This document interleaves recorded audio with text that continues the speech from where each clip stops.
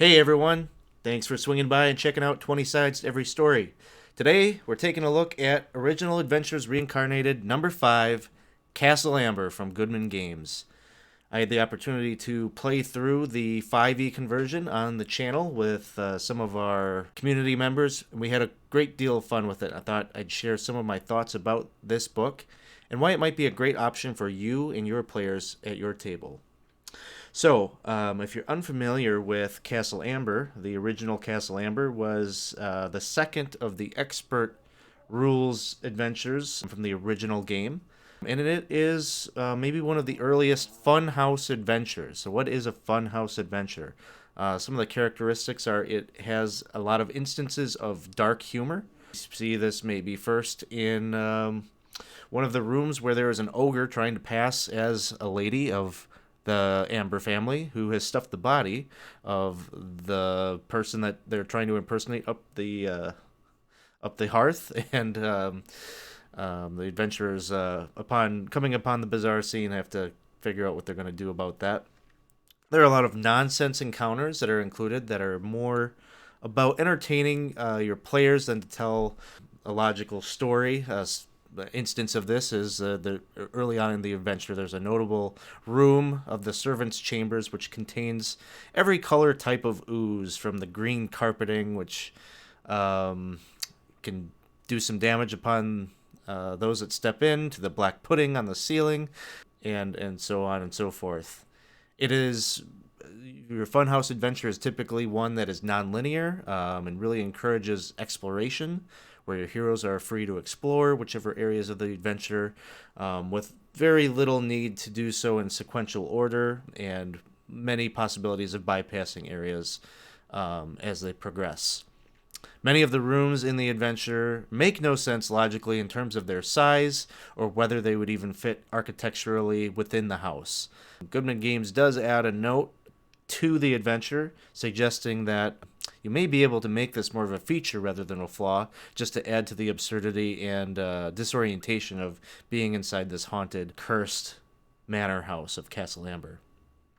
And finally, in a funhouse adventure, motivation for exploring often is tied to the finding of objects or items, or a similar simple objective to keep the adventure progressing forward. The Funhouse Adventure is a great one for keeping the plot very simple and focusing more on the action and giving your players the reins to drive the story for themselves at the pace that they would enjoy. And so let's take a look now and talk just a little bit about the overview of the plot that you will find in this story. And so flip here to the house itself. In Castle Amber, your heroes find themselves trapped in the cursed mansion that is inhabited by a number of zany characters, all claiming the family name of Amber, or de Amberville if you are using their original name from their native land of Averwan. And I'm probably butchering all of these names. They're all very French-inspired names, and um, yeah, you can go ahead and criticize any of these pronunciations in the comments below. During the course of Act 1, the characters explore the house and discover that it is a place that is trapped in time due to a curse that originated from the death of the family's patriarch, Stephen Amber. The only way to break this curse lies within Stephen Amber's tomb, which is lost to time and space and can only be summoned by collecting 4 magical items: the enchanted sword of Silaire, the viper-circled mirror, the ring of Ibon, and a potion of time travel. These items only exist in the native homeland of the Amber family, a place that the characters must travel to. Book. The realm of Averwan. This is a place that bears a striking resemblance to France in the Middle Ages. To get to Averwan, the players must first collect a number of silver keys, which will activate a portal in the castle's dungeon, which will lead to this realm. And so that's the basic overview of the plot. Let's kind of break down now here a little bit of this book. Right in the front cover, you get this really nice color illustration by Doug Kovacs, which depicts the indoor garden in the center of the manor house where your characters may um, meet any number of the Amber family. They may meet the Wild Hunt, and they may meet a character who's been hit with a feeble mind spell. And uh, you learn more. We'll talk more about her maybe in a little bit here.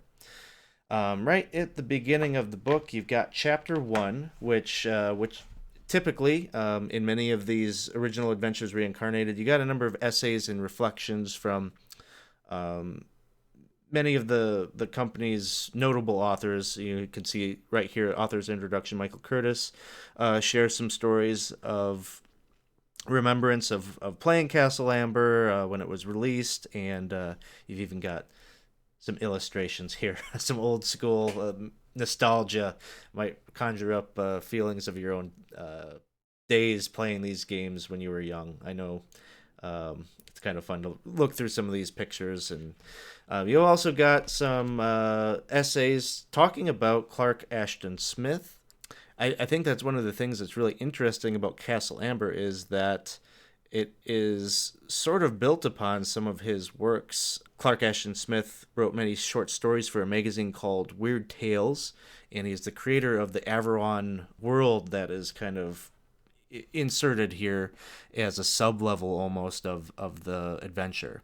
And so, if you enjoy reading about the history of the hobby and its origins, then you'll love the wealth of information that you'll pick up here.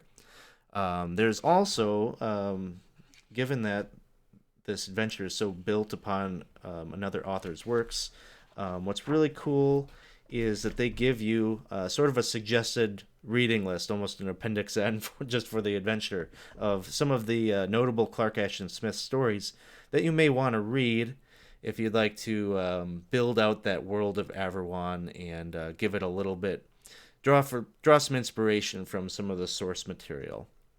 Yeah, as is typical of the original Adventures Reincarnated series, there is the inclusion of the original module as it was written in printed in 1981 by Tom Moldvay.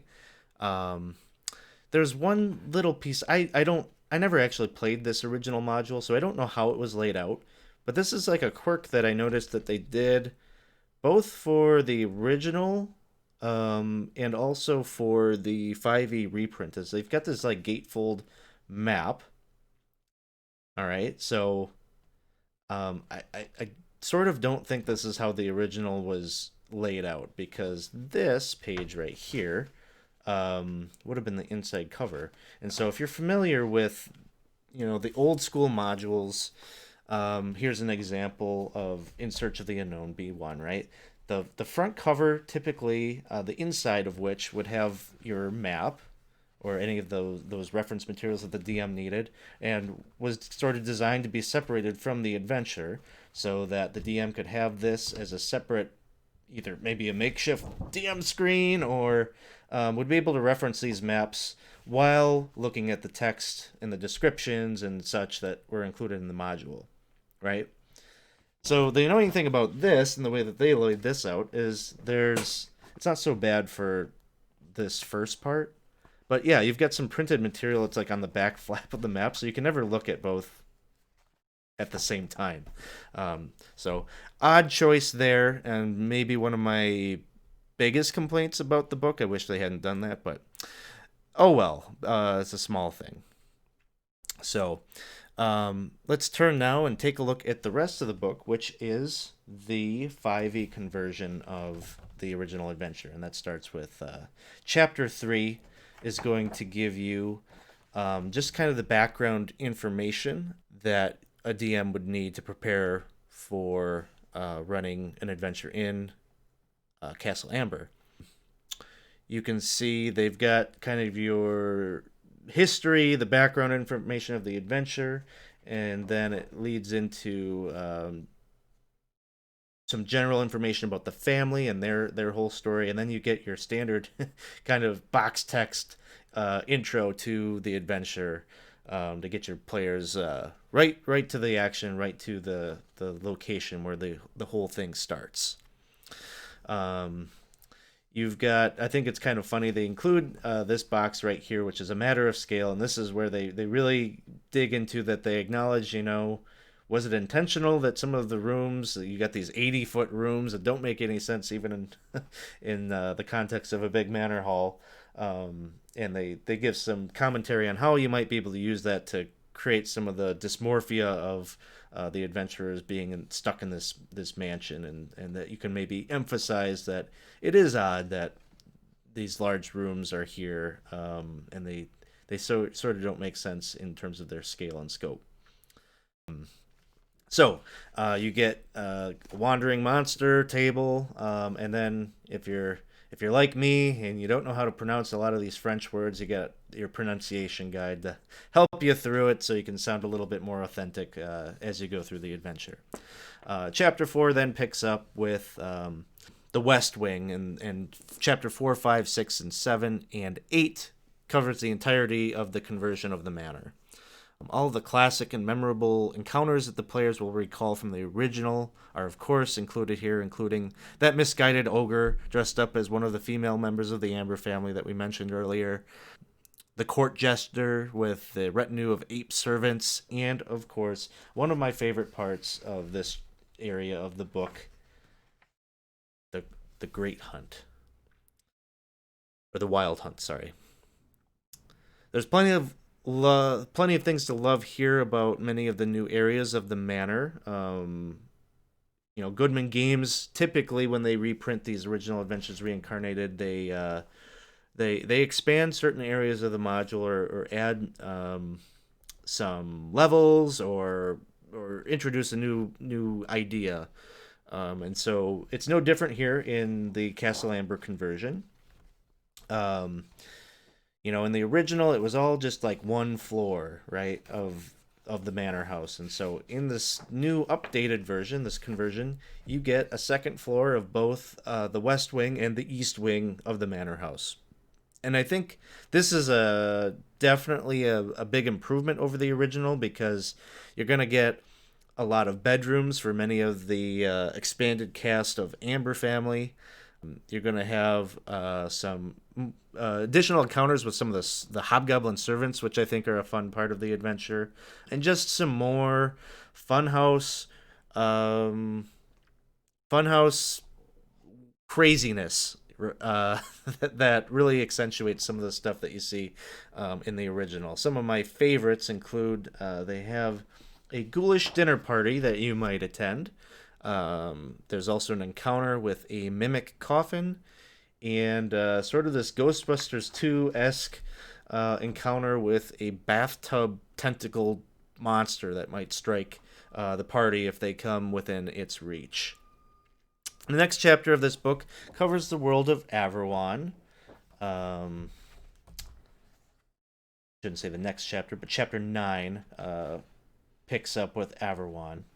And you get a lot of guidance, a lot more guidance than you would have in the original, in terms of what is this world that the players are stepping into. Players come here looking to acquire the items necessary to summon Prince Stephen Amber's tomb, so they can escape this demi-plane that they're stuck in within the house in Averwan.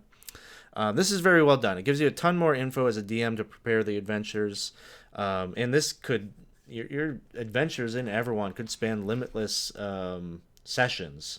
It is a world unto its own, very similar to France, set in the Middle Ages, and it gives you a lot of information about key NPCs that have a lot of folklore and stories kind of their personality. Averwan is a world that is nearly exclusive to humans, so depending on the cast of characters you have, that could prove to be sort of an interesting complication, as if you've got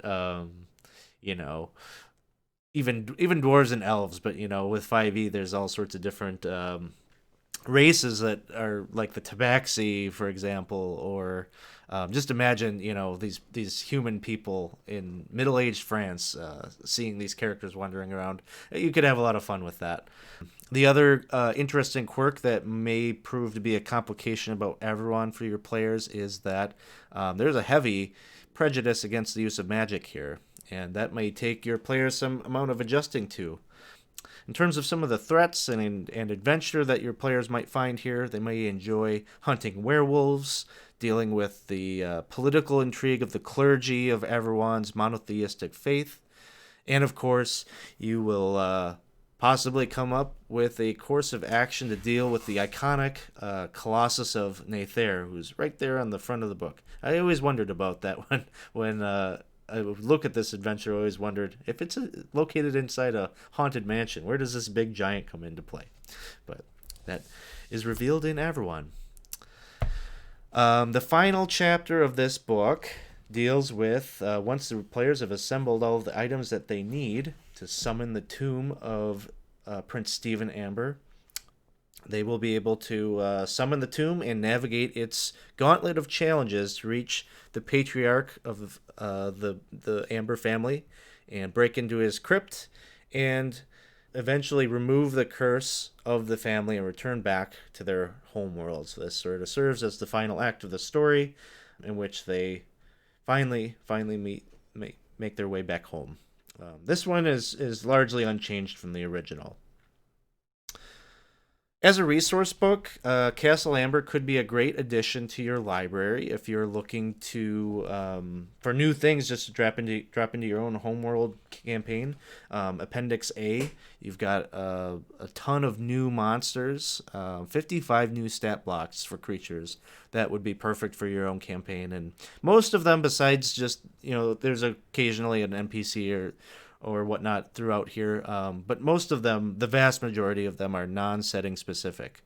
Some of the highlights from my perspective include these constructs, the Magen, and there's a number of different Magen that the magically inclined Ambers have created. That's sort of an old school monster come back. There's also if you like the quirky types of creatures, you've got the Midas squirrel, or the King Midas squirrel.